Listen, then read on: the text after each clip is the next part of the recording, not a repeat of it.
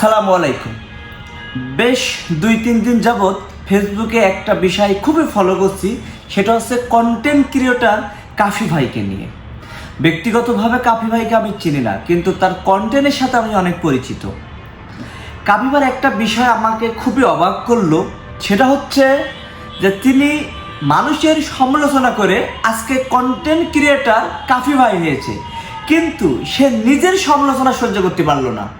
সত্যি এটা অবাক লাগলো আমার কাছে বিষয়টা সত্যি অবাক লাগলো। কারণ কাফি ভাই একটা কুকুর নিয়ে 2টা মশার কয়েল নিয়ে বসে আসেন পয়েন্টে বসি, পাশ হাঁটার সময় নাই, এই ডায়লগ দিয়ে তিনি তার কন্টেন্ট শুরু করতেন। মানুষকে নীতি বাক্য শোনাইতেন, যে ভুল করতো তাকে ধুয়ে ছেড়ে দিতেন। আজকে সে বই মেলায় তার বই লিখেছে, হাজারো তরুণী আসতেছে তার হাতে মোলাকাত করতেছে। এটা নেটিজেনদের খারাপ লাগতেই পারে, স্বাভাবিক। আপনি মানুষের সমালোচনা করেছেন, আপনার সমালোচনা যখনই মানুষ করতে শুরু করলো, আপনি তো সেটা নিতে পারলেন না। আপনি তাদেরকে যে ভাষায় আপনি তাদেরকে ব্যাক করছেন, এগুলো আসলে ঠিক হয় নাই।